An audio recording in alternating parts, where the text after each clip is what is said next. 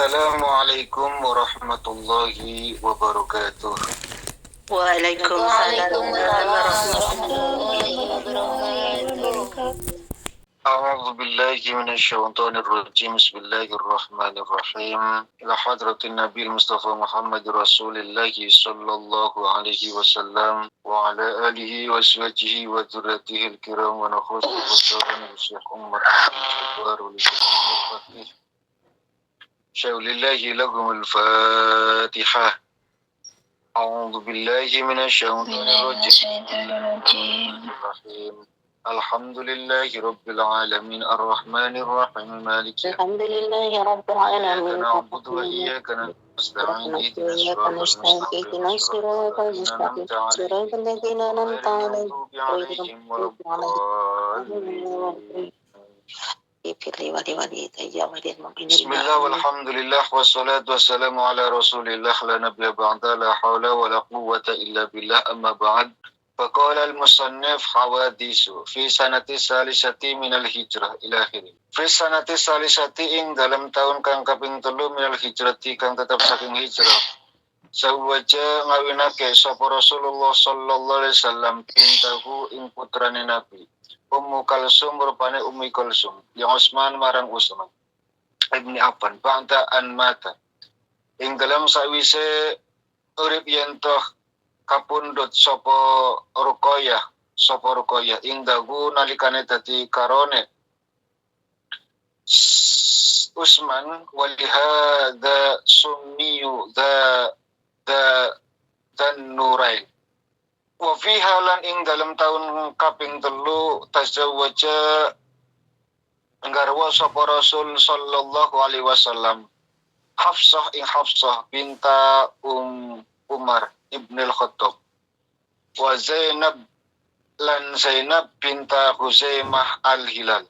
Wa fiha lan ing dalam tahun kang kaping 3 wulidal Hasanu dilairake sapa Hasan bin Ali. Wa fiha khurrimat lan ing dalam tahun kang kaping 3 diharamake apa al-khamru arak tahriman kelawan diharamake qat'iyan kang bangsa qat'i lidororiha karena oleh melarati arak fil akli ing dalam akal wal jismilan awak wal mal bilan bondo wa kanat hale ana apa arak kaira muharramatin iku ora diharamake fi awal Islam dalam kawitane agama Islam. Semang engko kari-kari diharamake apa arak tadrihan kelawan sedik limahabbati karena demen mahabbatil arabi karena demene wong Arab laha marang Arab wa su'ubatilan ngelit tarkia ninggal Arab. Di tahun ketiga beberapa kejadian wisanati saati minal hijrah zawajar Rasul sallallahu alaihi wasallam bintu Ummu Kulsum li Utsman. Di tahun ketiga ini Rasul satu kejadian bahwa Rasul menikahkan Ummu Kalsum kepada Utsman setelah ba'da mata Ruqayyah meninggal. Ruqayyah itu anak dari Nabi. Ruqayyah meninggal digantikan adiknya yaitu Ummu Kalsum. Jadi satu-satunya sahabat Nabi yang menikahi putri Nabi 2 itu adalah Utsman. Makanya diberi gelar Dan Nurain. Dan Nurain itu orang yang mempunyai 2 cahaya. 2 cahaya yang dimaksud adalah Ruqayyah dan Ummu Kulsum. Jadi Ali cuma menikah 1 Fatimah. Sedangkan Utsman menikahi 2 putri Nabi, yaitu Ruqayyah dan Ummi Kulsum. Wa fiha tazawwaja alaihi salatu wassalam Hafsah binta Umar bin Khattab. Di tahun yang sama Rasul pun menikah dengan Hafsah, anak Umar bin Khattab. Dan Zainab bin Huzaimah al-Hilaliyah. Di tahun yang sama Rasul menikahi seorang perempuan, yaitu Hafsah dan Zainab. Kita tahu bahwa Hafsah itu anak dari Umar, sedangkan Zainab itu bekas istri dari Zaid bin Sabit, lalu dinikahi Nabi, di mana dua perempuan ini juga luar biasa. Zainab itu cantiknya luar biasa, Hafsah pun cerdas luar biasa. Ada satu ungkapan syair yang mengatakan ketika mata seorang laki-laki melihat wajah Zainab, maka tidak akan pernah berkedip sebelum Zainab itu menghilang. Saking ayune, Bu. Saking cantiknya ketika laki-laki melihat Zainab, maka laki-laki tersebut tidak akan pernah memalingkan wajahnya. Sangat menikmati. Itu dulu ya. Ini menunjukkan bahwa Zainab itu luar biasa cantiknya. Hal ini juga untuk mematahkan kenapa kok mantan istri jandanya Zaid bin Sabit dinikahi Nabi. Karena ini untuk mematahkan, karena Zaid itu dulu pernah dianggap menjadi seorang anak sama Nabi, diangkat. Ya. Pernah diangkat menjadi anak Nabi, lalu turun ayat tidak boleh menambahkan nama Muhammad di belakang Zaid. Karena dulu dikenal Zaid bin Muhammad. Kalau kayak gini berarti menghilangkan garis keturunan. Turun ayat larangan. Maka hanya sebatas anak angkat.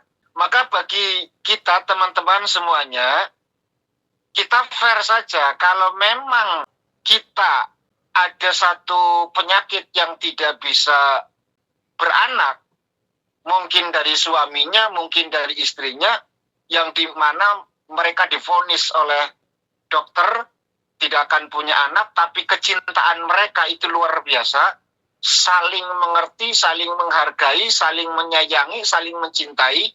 Mereka pun komitmen terus menjalani kehidupan rumah tangga, walaupun tanpa keturunan. Walhasil mereka mengadopsi seorang anak, maka haram bagi kita untuk menyematkan nama kita di belakang nama anak tersebut. Artinya kita fair.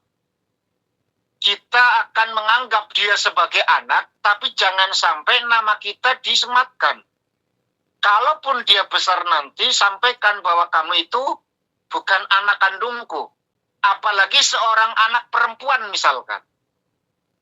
Jangan sampai kita menjadi wali dalam pernikahannya. Bisa batal pernikahan itu, dihukumi zina nanti. Ya, jangan sampai menjadi wali. Andai kata seluruh keluarga dari anak tersebut tidak terkonfirmasi, hilang keberadaannya, cukup wali hakim nanti yang menikahkan.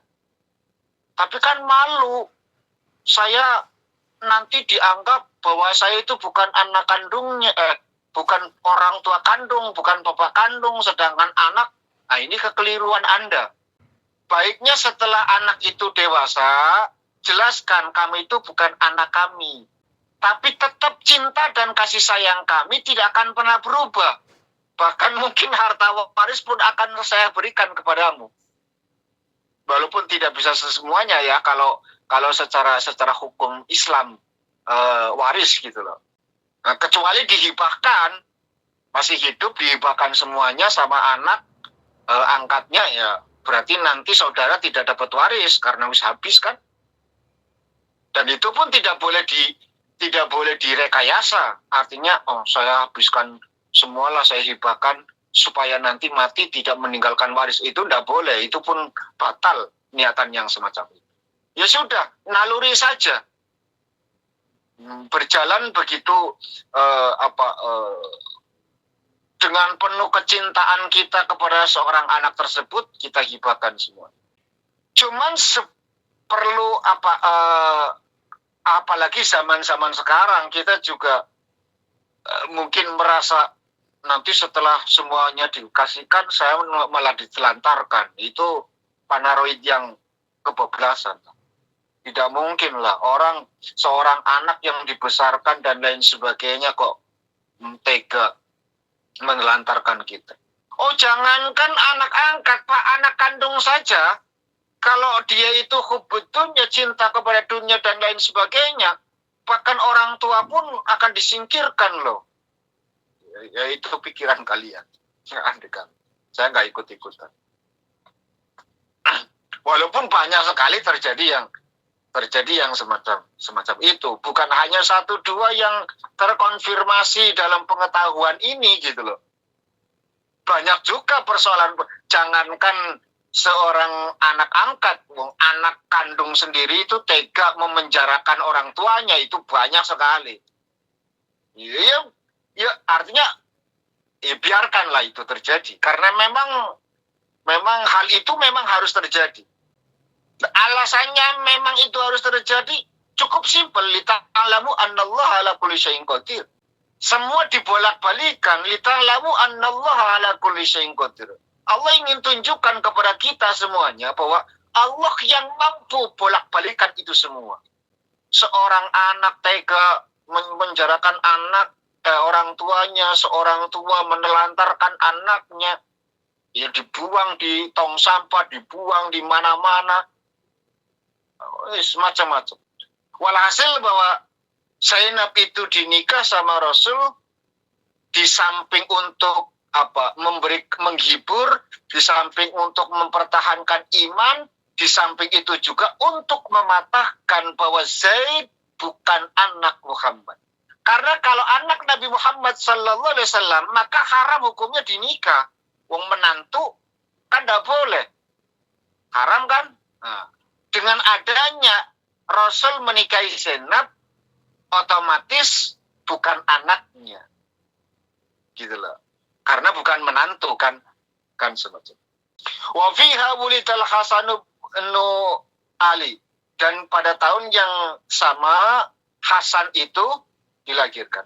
Wa fiha khurimat al-khamru tahriman qat'iyyan liduroriha fil aqli wal jismi wal mal. Pada tahun ketiga itu arak mulai diharamkan secara qat'iyya, artinya secara keseluruhan. Kenapa? Wa kana khairu muharramatin fi awwalil islam. Summa khurimat tadrihatan lil mahabbatil arabi laha wa su'ubati tarkiha. Karena tradisi orang Arab itu selalu minum arak. Arak itu satu kebiasaan yang diminum bangsa Arab pada saat itu, karena memang belum haram pada saat itu. Sehingga ketika spontanitas mengharamkan arak, maka akan terlalu berat bagi mereka. Gitu. Akan begitu berat, tentu berat. Meninggalkan sesuatu kebiasaan, dan itu yang mereka senangi, lalu tiba-tiba disuruh untuk tinggalkan itu semua. Nggak bisa, Bu. Allah dan Rasulnya itu luar biasa, Bu. Karena Allah yang menciptakan manusia, Allah tahu karakter manusia, kebiasaan manusia, maka tidak langsung Allah perintahkan untuk diharamkan seketika. Ya, ada 3 tahapan pelarangan atau mengharamkan sesuatu. Pertama, bahwa arak itu ada manfaatnya walaupun sedikit. Mengakui Al-Quran itu. Ya, Al-Quran mengakui arak itu ada manfaatnya. Cuman sedikit. Saking sedikitnya tidak kelihatan manfaat. Satu yang pasti, liduroriha fil aqli wal jismi wal mali. Bahwa arak itu akan memberikan efek baik dari akalnya. Akalis, ya, orang yang minum arak pasti mabuk, akalnya nggak kekontrol. Wal jismi, jisimnya, tubuhnya, badannya, ya mesti ya khusus pada perampang dan lain sebagainya karena terlalu banyak mengkonsumsi alkohol. Wal mali, ya tentu bandane kan, orang mabuk mana bisa kerja, pada saat mabuk mana mungkin kerja dan lain sebagainya. Walhasil bahwa yang demikian itu adalah merugikan. Asaniyatur rabi'atu minal hijrah. Fisanatir rabi'ati minal hijrati. Hadasat ghazwatu Bani Nadir. Ing dalem tahun kang kaping 3 minal hijrati saking hijrah hadasat terjadi apa ghazwatu Bani Nadir, perang Bani Nadir. Wa ghazwatu Dzatir Riqa dan perang Dzatir Riqa. Wa ghazwatu Badril Akhir dan perang Badar yang terakhir. Walam yakun fiha, walam yakun hale ora ono. Fiha ing dalam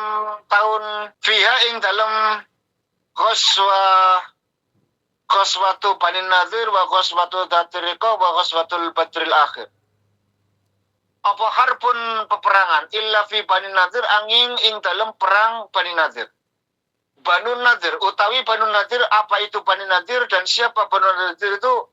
Qabilatun, yaitu qabilah minal Yahudi Madinah.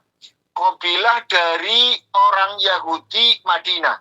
Banu Nadir itu adalah kabilah orang Yahudi yang hidup di tanah Madinah. Bisa dari Aus, bisa dari Khazraj. Kanat ana apa? Kanat ana iku bainagum ing dalam antarane qabilah wa bainal muslimina ing dalam antarane pira-pira muslim. Uhudan apa pira-pira perjanjian. Yu'aminu hale ngamanake sapa kulluhum sapa apa kullun sewiji-wiji minhum kang tetap saking qabilah lan muslimin al-akhir kang meneh. Qadima rawuh ilaihim marang Banu Nadir sapa Rasul sallallahu alaihi wasallam ma ba'di ashabi ing dalam sertane sebagiane pira-pira sahabat Nabi. Fattafaqa mangka sepakat sapa jamaatun kum golongan minhum kang tetap saking Bani Nadir ala qatlihi ing atase mateni Rasul. Mereka sepakat ingin membunuh Nabi sallallahu alaihi wasallam. Fa'alima mangka weruh ngerti sapa Rasul sallallahu alaihi wasallam bidzalika kelawan mengkonon kesepakatan jamaah untuk membunuh Nabi. Jadi Nabi itu diberitahu bahwa Nabi akan dibunuh. Fa kharajat mangka metal sapa Rasul sallallahu alaihi wasallam min indihi. Kang tetep saking sandinge Banu Nadir wa tabi'alan anut hu ing Rasul sapa ashabuhu. Pira-pira sahabat Nabi. Sumar salam mangka nuli ngutus ilaihim marang Sumar salam mangka ngutus sapa Rasul ilaihim marang Banu Nadir ya'muruhu. Hale merintah sapa Rasul hum ing Banu Nadir bil khuruji. Kelawan metu sapa Bani Nadir minal baladi saking piro-piro negarane Nabi. Fa'atau mangka pada patuh sapa Banu Nadir sumam tanau mangka pada bangkang sapa Banu Nadir. Fahasoro mangka ngepung ing Bani Nadir sapa Rasul sallallahu alaihi wasallam hatta sa'alu sehingga nyuwun sapa Banu Nadir ing Rasul al-khuruja ing metu. Fa'adina mangkang idini sapa Rasulullah marang Banu Nadir wa kharajulan pada metu sapa Banu Nadir bi amwalihim kelawan gowo kabeh bondone wanisaihim lan bojone Banu Nadir wa auladihim lan anak-anake kabeh. Wa ma yastati'una lan sing iso ga digawa kabeh. Hamlahu ing tunggangan alal ibli ing atase unta. Illa alatil harbi angin alat perang. Di tahun yang keempat ini terjadi beberapa peristiwa, yaitu perang Banu Nadir. Ada 3 peperangan dalam tahun keempat, yaitu Banu Nadir, Dzatir Riqa, perang Badar Akhir. Tetapi semua itu tidak sampai terjadi pertempuran, kecuali perang Banu Nadir.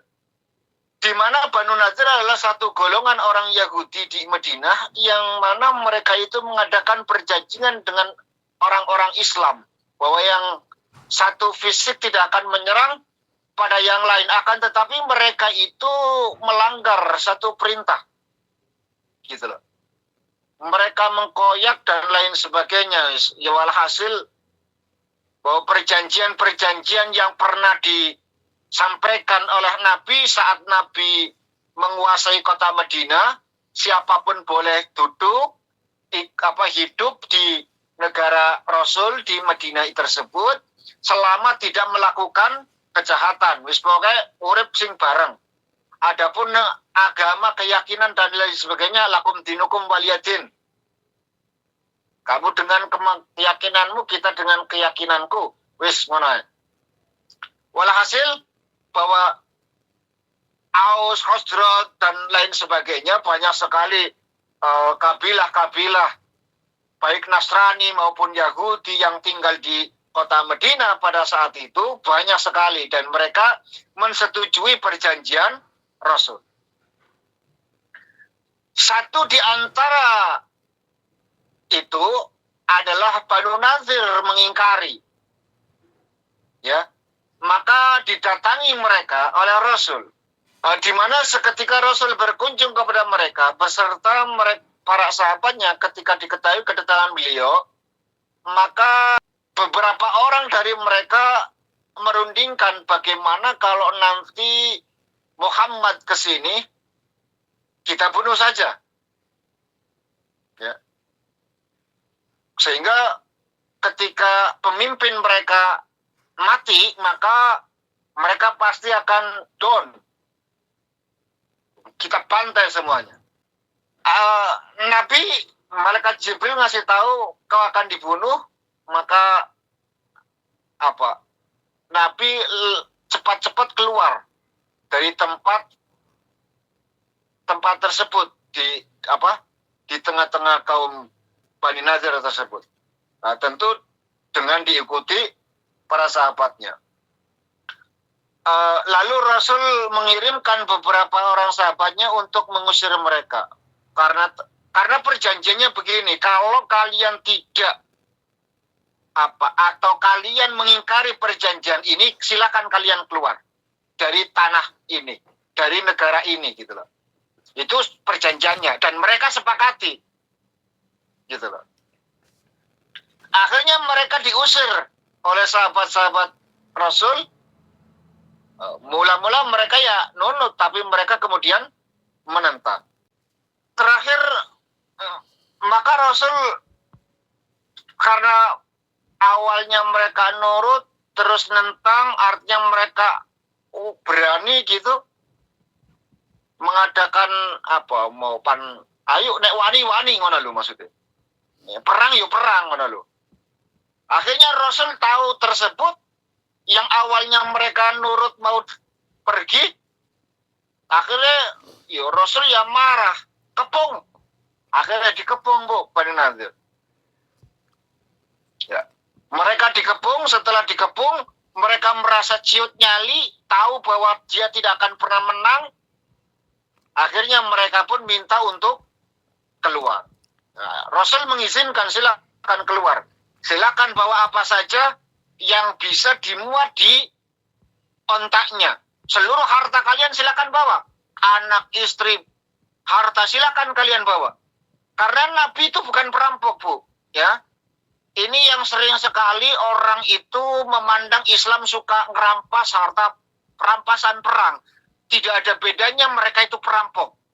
Banyak orang yang meneliti dari sisi falsafahnya, dari sisi sejarahnya, orang-orang yang notabene memang tidak senang dengan Islam menganggap Nabi itu seorang perampok.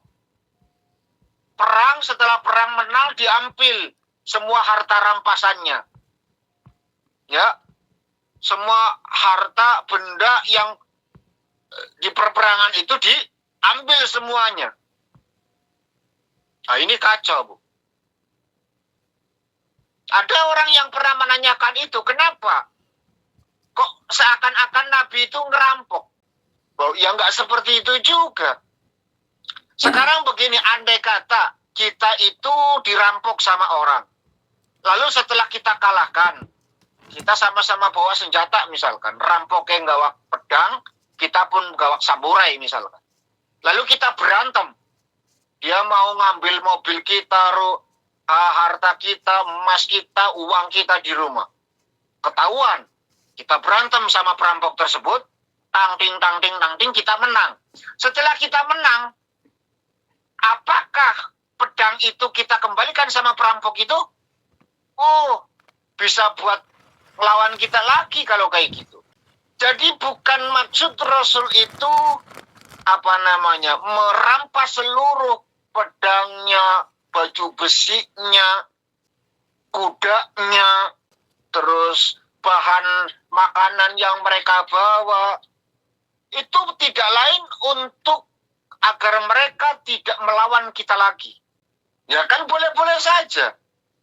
Misalkan kita itu terlalu santun seperti Nabi Isa misalkan, Nabi Isa kan tidak boleh kalau disakiti, menyakiti balik, tidak boleh sama sekali.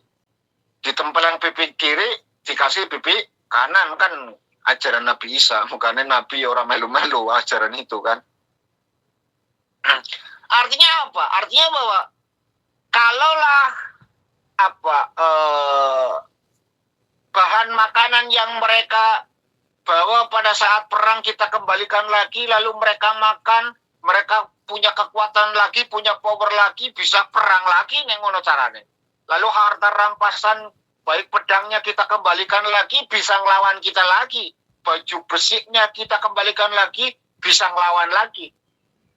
Tidak lain dan tidak bukan agar mereka tidak melawan kita lagi gitu loh. Jadi dirampas semuanya. Nah, ini yang terjadi di perang Bani Nadir. Terjadi satu pembangkangan oleh Bani Nadir sehingga mereka dikepung oleh Nabi. Mereka ciut nyalinya, mereka minta izin sama Nabi untuk keluar dari negara Madinah. Silakan kalian keluar. Dengan aman. Tanpa ada pun satu tetes darah yang mengalir. Akhirnya mereka itu keluar, anaknya dibawa, istrinya dibawa, hartanya dibawa. Kecuali ya, cuma satu yang dilarang oleh Nabi agar tidak dibawa. Apa itu? Alat perang. Nah, alat perang tidak boleh dibawa. Akhirnya alat perang tersebut dirampas. Hadasat. Kita lanjut. Pesanatir Rabi. Yang dalam tahun kang kaping 4, tahun keempat dari hijrah. Nazalat temurun sapa Jibril, malaikat Jibril bi ghusbati dzatir riqa. Ing dalam perang dzatir riqa. Bi salatil khauf, kelawan salat khauf, salat yang dalam keadaan takut. Karena dalam keadaan perang, Bu, kita disuruh salat. Perang masuk sholat, masih perang maka harus sholat. Tetap sholat, Bu. Walaupun perang tetap sholat. Itu dinamakan sholatul khauf. Wa fi hadhil ghazwah. Lan ing dalam iki perang Dzatir Riqa aidan khale meneh nazalat temurun rukhsatul tayamum. Keringanan untuk bertayamum. Wa fi hadhi sanatil ing dalam iki tahun tuwfiyat kapundhut sapa Zainab zaujur Rasul sallallahu alaihi wasallam. Zainab kapundhut tahun ketiga dinikah, tahun keempat meninggal. Wa Abu Salamah lan Abu Salamah ibnu ummatihi. Lan Abu Salamah yaiku putrane bibine Nabi alaihi salatu wasalam. Wa huwa akhu khale utawi Abu Salamah iku dulure Rasul minar rodha' saking sesuson. Jadi Nabi waktu lahir dari Bunda Aminah punya saudara perempuan lalu disusui. Yang kebetulan bibinya juga sedang melahirkan, yaitu Abu Salam. Wa fiha wulital Hasan, dan pada tahun tersebut lahirnya Husain ibn Ali. Hasan lahir tahun ketiga, Husain tahun keempat. Wa fiha lan ing dalam tahun iki amara merintah sapa Rasul sallallahu alaihi wasallam Zaid bin Sabit. Ing dalam Zaid bin Sabit anta'allama kelawan yentah belajar sapa Zaid kitab al-Yahud ing tulisannya orang-orang Yahudi. Zaid bin Sabit disuruh untuk belajar tulisannya orang-orang Yahudi. Liya ketuba. Depan yentah nyurati sapa Zaid lahu karena Rasul ilaihim marang Yahudi. Wa yaqra'alan maca sapa Zaid karena lahu karena Rasul ma ing surat yaktubu kang padang ngirimake sapa Yahudi ilahi marang Rasul. Dan pada saat itu Rasul pada tahun yang sama, di tahun yang keempat itu Rasul menyuruh Zaid bin Sabit untuk belajar tulisannya orang-orang Yahudi. Sehingga setelah itu Rasul saling surat menyurat sama orang-orang Yahudi. Abu Salamah. Khuswa tertatiriko fi sholatil khauf. Itu sudah apa namanya sudah paham lah ya, bahwa dalam keadaan apapun kita tetap harus melaksanakan kewajiban, bahkan dalam sholat. Artinya ada sholatul khauf yang jadi gini, apa namanya, dalam sholat sistem perang itu ada 2 shaf misalkan atau 3 shaf misal. Maka yang pertama itu ngikuti imam. Imam ruku, shaf pertama ruku. Shaf kedua jangan ruku. Paham? Sehingga dia memantau barangkali ada musuh yang menyerang. Ketika i'tidal ini ruku. Pokoknya diseling satu. Tujuannya untuk saling menjaga, saling mengawasi. Ketika ini sujud, ini masih berdiri. Ketika dia bangun dari sujud, duduk di antara sujud, yang ini sujud. Artinya pengawasan tetap ada. Itu hanya terjadi pada sholatul khauf. Nggak boleh. Ya. Nggak boleh dengan dalam keadaan normal tidak terjadi sesuatu, dengan sholat mengikuti ini, batal. Batal. Fi hadis sanati, tufiya Zainab, zauj Rasul sallallahu alaihi wasallam wa Abu Salamah. Wa wa'hu minar radu. Wa fiha tasawwaj Rasul alaihi salatu wasallam Ummu Salamah. Abu Salamah ini adalah anak dari bibi Nabi. Dia juga menjadi saudara Nabi sesuson. Dia orang pertama yang imannya luar biasa. Dia orang yang beriman kepada Nabi. Abu Salamah itu luar biasa taatnya. Menikahlah dia dengan seorang yang namanya Hindun. Tapi bukan Hindun istri Sofyan. Menikah sama-sama beriman dua orang ini. Akibat dari perang Badar yang terakhir, beliau wafat. Abu Salamah ini meninggal. Abu Salamah ini meninggal, istrinya dinikah sama Nabi. Ya, istrinya dinikah Nabi. Perlu dicatat, Ummu Salamah ini atau Hindun ini adalah istri yang paling taat, yang paling baik, yang paling cerdas, pernah berkontribusi memberikan satu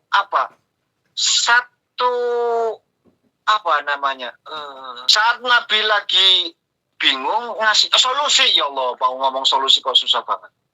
Yang pernah berkontribusi memberikan solusi kepada Nabi saat perjanjian perang Hudaybiyah. Kita masih ingat dong, pelajaran dulu pernah kita bahas tentang perjanjian Hudaybiyah, di mana orang Islam selama 1 tahun tidak boleh masuk ke Mekah. Lalu kan karena mereka sudah berikhram, niatnya mau umroh, tapi ternyata tidak terjadi, dicegat, bikin satu perjanjian, yang mana Hudaybiyah itu menurut orang Islam itu, apalagi Umar pada saat itu marah luar biasa. Ya, Umar itu marahnya luar biasa, Bu. Karena nggak sampai ke Mekah.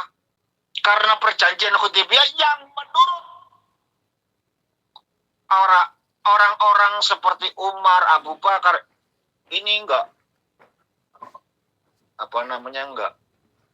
menguntungkan sama sekali. Yang diuntungkan malah kaum kafir Quraisy pada saat itu, musyrikah Quraisy pada saat itu, orang-orang musyrik yang diuntungkan. Karena perjanjiannya gini, Islam itu tidak boleh menyebarkan ajaran, ya kan? Nggak boleh ngajak kaum musyrikin untuk memeluk Islam. Tapi kalau ada orang yang sudah masuk Islam pengen kembali ke agama nenek moyang mereka, tidak boleh dilarang oleh Islam, harus dikembalikan. Kan sangat tidak menguntungkan sekali. Tapi sudahlah itu. Awal hasil bahwa karena beliau Rasul dan para sahabatnya sudah pakai ihram, sudah siap untuk berkorban, akhirnya begini. Rasul memerintahkan, ya sudah, kalian menyembelih korban dan mencukur rambut kalian, ya kan? Karena mereka itu mau melaksanakan haji pada saat itu. Sampai 3 kali Rasul memerintahkan itu, tidak ada satupun sahabat yang bergeming, Bu. Tidak ada pun satu sahabat. Akhirnya beliau duduk. Di antara duduk itu ada Ummu Salamah, ada Abu Salamah. Kata Ummu Salamah begini, Bu. Sudahlah, gini saja. Jenengan Rasul keluar dari sini, lalu lakukan apa yang jenengan perintahkan. Korban, potong rambut. Ini usulan dari Ummu Salamah, Bu. Usulan dari Ummu Salamah. Akhirnya Rasul itu melakukan apa yang diusulkan oleh, sehingga ketika Nabi melakukan itu, masa para sahabat nggak mungkin tidak melakukan dong, wong Nabi yang nglakoni ngono. Karena janggal, Bu. Sahabat-sahabat itu janggal. Buat apa kita nyembelih kurban dan memotong rambut, wong kita belum tawaf, gitu loh maksudnya. Tapi ini perintah Nabi. Kadang-kadang sahabat yang beling-beling, apalagi kekecewaan mereka juga terjadinya perang Hudaybiyah. Terjadinya perjanjian Hudaybiyah tersebut, mereka sangat kecewa. Bahkan Umar pernah menanyakan satu pertanyaan yang di luar nalar. Nabi, jenengan isi dadi nabi ora sih jane? Karena perjanjian Hudaybiyah itu keluar nakal, Umar itu keluar. Sajane jenengan isi nabi dudu toh. Kok begini banget gitu loh. Bikin satu perjanjian yang merugikan umat Islam, menguntungkan kaum musyrikin. Pas saja nih jengkele Umar, kecewanya Umar itu bukan karena perjanjian Hudaybiyah tersebut, Bu. Bukan sama sekali, nggak ada hubungannya. Yang bikin Umar jengkel, wis kangen karo mbok nom ning Mekah, Bu. Ingat, Umar itu punya beberapa istri. Dan ada satu istri yang paling dicintai ditinggal di Mekah. Yang harusnya perjalanan ini ngeloni mbok nom ora nggak jadi, Bu. Itu yang bikin Umar itu kecewa luar biasa. Makanya ya soleh. Ning sesoleh-solehnya ya tetap ini belingnya, Bu. Ya. Tetap ini belingnya. Mantan preman Umar ya. Jadi yang rodong beling-beling sidik menung. Tapi ya enggak, it's okay, no problem gitu loh. Sehingga dari pertanyaan keluar itu meyakinkan hati-hati para sahabat pada saat itu, ya aku tetap Rasul. Kan barokah yang belingin Umar punya pertanyaan, jangan jenengan Nabi dudu sih? Masih Nabi bukan gitu loh maksudnya. Tapi kan dengan tegas Nabi mengatakan, ya saya tetap masih Nabi. Nah, itu menjadi satu kekuatan iman lagi untuk mereka kan. Selesai, kembali kepada Ummu Salamah. Abu Salamah, ya, suaminya ini, itu saling mencintai, Bu. Saking taatnya Ummu Salamah ini pada suaminya, Abu Salamah ini, pernah melakukan satu perjanjian. Wahai suamiku tercinta, Sungguh aku pernah mendengar Rasulullah menyampaikan satu kalimat, di mana ketika seorang istri ditinggal suaminya meninggal dunia lalu tidak menikah lagi, maka perempuan tersebut akan masuk surga. Iwamit yang suaminya meninggal, ditinggal, ya, bukan cerai. Yang meninggal, bukan cerai loh ya. Saya garis bawahi. Janda yang ditinggal mati suaminya, bukan janda ditinggal pergi suaminya. Saya ulangi, siapapun perempuan yang ditinggal mati suaminya, dia menjanda lalu tidak menikah lagi, maka dia akan masuk surga dipertemukan kembali dengan suaminya. Kalau ditinggal selingkuh, Pak? Ora dadi. Kalau punya apa? Kalau duda kan? Duda nggak ada. Nggak ada. Oh, okay. Nggak ada anjuran seorang laki-laki tidak menikah lagi. Itu tidak ada. Kenapa? Karena garis keturunan itu ada pada diri seorang laki-laki, Ibu. Makanya seorang laki-laki harus nikah lagi. Gitu loh. Untuk memperbanyak umat Nabi. Karena Nabi nanti akan berbangga-bangga terhadap umat-umat yang lain. Dengan nabi-nabi yang lain mereka akan pede-pedean. Ayo, akeh-akehan umatnya karo umatku karo umatmu akendi. Makin banyak memperbanyak umat Nabi, maka itu sunnah Nabi.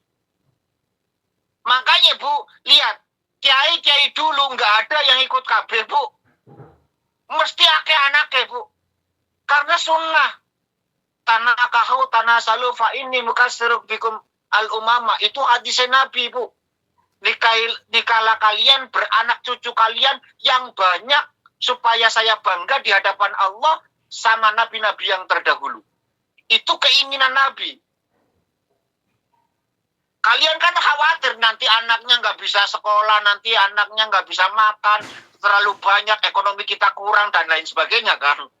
Ya itu kita sudah terkontaminasi dengan hukum kapitalis gitu loh. Otak kita itu sudah dicuci otaknya dengan dengan hukum kapitalis. Muslim dah Bu. Wis nganak yo nganak sing akeh. Urusan rezeki Allah. Bukan urusanmu rezeki itu urusan Allah. Tapi kan nanti khawatir, itu kekhawatiranmu. Nah, kalau kita beriman kepada Allah, la khaufun alaihim wa lahum yahzanun, itu perintahnya. Ya, dan itu janji Allah, la khaufun alaihim wa lahum yahzanun, tidak akan pernah merasa khawatir, wedi, takut, macam-macam. Kapan be urip mesti ana rezeki. Titik. Tidak mungkin Allah tidak memberikan rezeki sama makhluk hidup. Bayangkan, ya, semut yang ada di dalam batu. Sebagaimana dulu Nabi Musa itu pernah, ya Rasul, bagaimana engkau memberikan makan? Cara memberimu makan terhadap makhlukmu. Kau ingin tahu? Iya, pecahkan batu itu. Dipecah, pak. Terjadi 7 lapis, Bu. 7 lapis, 7 kali hantaman, baru di situ ada seekor semut yang makan, Bu. Subhanallah, walhamdulillah, wala ilaha illallah, wallahu akbar. La haula wala quwata illa billahil aliyyil azim. Sudahlah, kalau untuk rezeki Allah urusannya. Kembali kepada saya. Tapi dengan tegas, karena Abu Salama juga seorang laki-laki yang soleh. Jangan, ya, kata Abu Salama, jangan, setelah aku meninggal kau harus nikah lagi. Lihat Bu, ini 2 orang yang sama-sama punya iman yang luar biasa, sama-sama ahli ilmu, ahli ibadah. Ummu Salamah berjanji tidak akan menikah setelah suaminya meninggal, tapi suaminya berpesan agar istrinya menikah lagi setelah meninggal. Kata istrinya, tidak ada laki-laki yang lebih baik kecuali engkau. Lalu Abu Salamah mengatakan, tidak ada laki-laki yang lebih baik. Siapa itu? Tidak lain dan tidak bukan adalah Rasul Sallallahu Alaihi Wasallam, Nabi. Bayangkan, Bu. Maka ketika suaminya meninggal, Ummu Salamah sowan kepada Nabi, lalu diajarkan Nabi satu doa. Minta ampun kepada Allah dan untuk suamimu. Yang kedua, minta yang baik, yang terbaik diganti yang lebih baik. Turun ayat. Perintah dari Allah untuk menikahi Ummu Salamah. Bayangkan, wafat suaminya, berpesan suaminya, padahal etikatnya istri tidak mau nikah lagi. Karena pengen masuk surga bersama suami nanti di surga. Tapi suami yang soleh, jangan, kamu harus punya keturunan. Dari laki-laki yang baik, kata suaminya. Apakah ada orang yang lebih baik dari engkau, wahai suamiku? Ada. Ternyata itu adalah Rasul Sallallahu Alaihi Wasallam. Nah, menikahlah. Karena langsung diperintahkan oleh Allah Subhanahu wa Ta'ala. Bu, apa rahasianya? Kenapa Rasul harus menikahi Ummu Salamah? Hindun ini, Bu, itu adalah satu keturunan punya bani dan bani yang punya kemuliaan. Artinya bahwa dia itu keturunan orang terpandang. Yang perlu menjadi catatan adalah seluruh keturunan Bani Ummu Salamah ini tidak senang terhadap Rasul. Ini yang perlu menjadi catatan. Ummu Salamah ini dari bangsa Quraisy. Punya satu koloni yang terpandang, yang terpelajar, yang hebat lah gampangannya. Tapi keluarganya kebanyakan tidak suka sama Nabi. Maka Allah pengen Nabi menikahi Ummu Salamah ini untuk menyelamatkan. Satu, agar keluarga Ummu Salamah itu bisa menerima kehadiran Nabi. Karena bagaimanapun anak perempuan mereka dinikahi oleh Nabi. Tidak ditinggal mati begitu saja suaminya lalu ditelantarkan sama Nabi. Karena meninggalnya Abu Salamah itu di perang gitu loh. Satu. Yang kedua untuk menghibur Ummu Salamah. Dan Ummu Salamah sedikit terhibur gitu loh. Karena saking mencintai suaminya, Bu. Ummu Salamah itu saking cintanya kepada suaminya. Luar biasa cintanya. Takut imannya goyah. Sehingga Nabi yang menikahi. Bayangkan, dapat Nabi. Wong cinta dengan suaminya tidak boleh lebih cinta kepada Allah dan Rasulnya. Sekarang yang ternyata dicintai adalah Rasulnya sendiri. Yang yang memperistri adalah Rasul sendiri gitu loh. Makanya bunga luar biasa. Keluarganya pun memandang baik Nabi Muhammad Sallallahu Alaihi Wasallam. Lewat sini dakwah dengan keluarganya lebih mudah. Itu yang perlu menjadi catatan. Wa fiha wulital Hasan bin Husain bin Ali. Dan tahun itu terlahir pula Husain, adik dari Hasan yang nanti di Karbala dipenggal lehernya. Husain itu dipenggal, Bu, lehernya. Dijadikan mainan. Kepalanya itu dijadikan mainan di Karbala itu oleh anaknya Muawiyah. Nanti, tapi itu ceritanya nanti. Pasti ada. Tidak mungkin tidak. Wafiyah Marok dan Zaid bin Sabit ini. Ya, Zaid bin Sabit itu orang cerdas, Bu. Salah satu kata wahyi Rasulullah. Ya, satu di antara kemarin kita sudah bahas Muawiyah bagian dari orang yang mencatat wahyu Rasul. Ya kan? Muawiyah. Salah satunya Zaid bin Sabit. Ya, Zaid bin Sabit. disuruh untuk belajar nulis tulisannya orang Yahudi. Sehingga terjadilah diplomasi antara Muslim dengan Yahudi. Makanya Bu, kita itu jangan pernah pernah merasa janggal.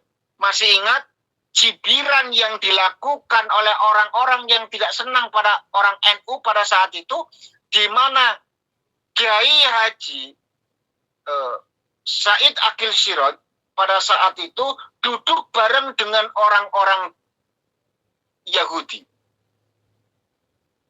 Orang-orang Israel. Termasuk orang Syiah di dalam. Sehingga dianggap beliau itu pro dengan Syiah.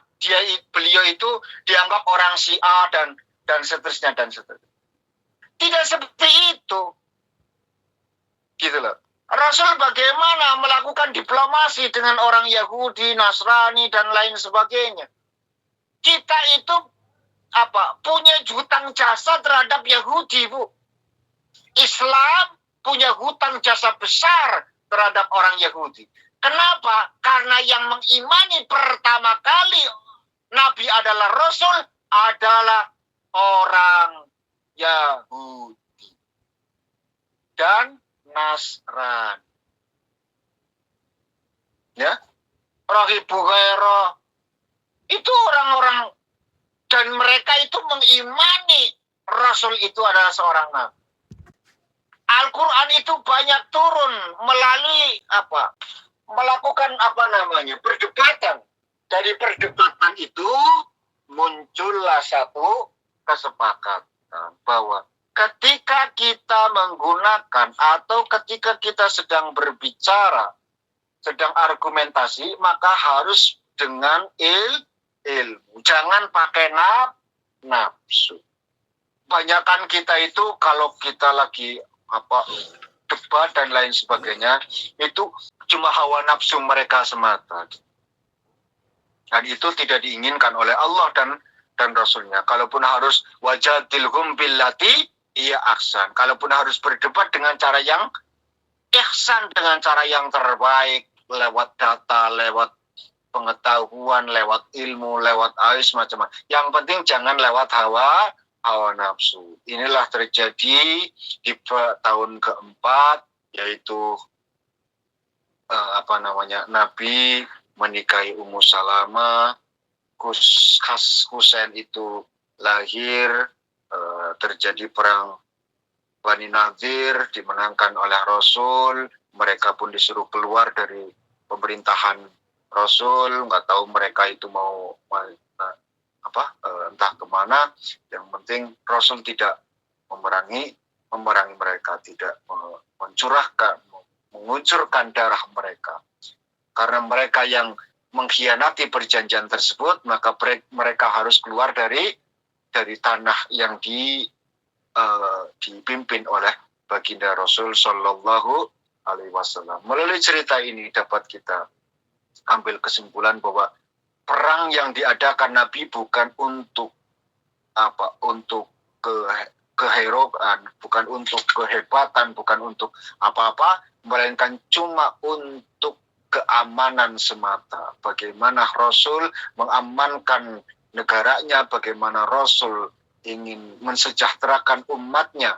Karena di dalam bumi Rasul di sana pun bukan hanya orang mukmin, tapi juga ada orang Yahudi, orang Nasrani, orang macam-macam di sana, duduk rukun, gotong royong, sama-sama membangun negara. Selama mereka taat dengan patuh atas perjanjian yang mereka sepakati, maka mereka aman melakukan apapun.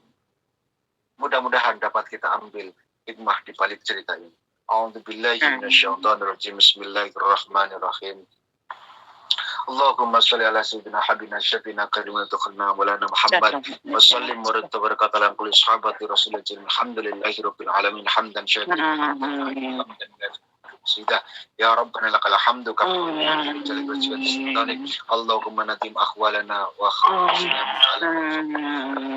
من الفقر والذل وعصمنا من البلاء والبغى والطاعون ومن شر الأعداء والشياطين والنفس الأمارة بالسوء اللهم يسر لنا الانتظام في جميع وحسن مرادنا بالخير اللهم بعنا من الشرور والعصيان اللهم بالبلاء وترك الشقاء وسوء القضاء وشماتة الأعداء يا مقابل الحول والأحوال حول حالنا إلى أحسن حال اللهم يا كسر النبي ونقل جميع الأفعال وفقنا للنيات الخير في جميع الأحوال اللهم سلمنا وسلم ديننا ولا تسلب وقت الناس إيماننا ولا تسلب علينا من لا يخافك ولا يرحمنا خير الدنيا والآخرة إنك على كل شيء قدير ربنا آتنا في الآخرة حسنة وقنا عذاب النار وصلى الله على سيدنا محمد وعلى آله وسلم سبحان ربك رب العزة عما يصفون وسلام على المرسلين والحمد لله رب العالمين. Alhamdulillah rabbil alamin.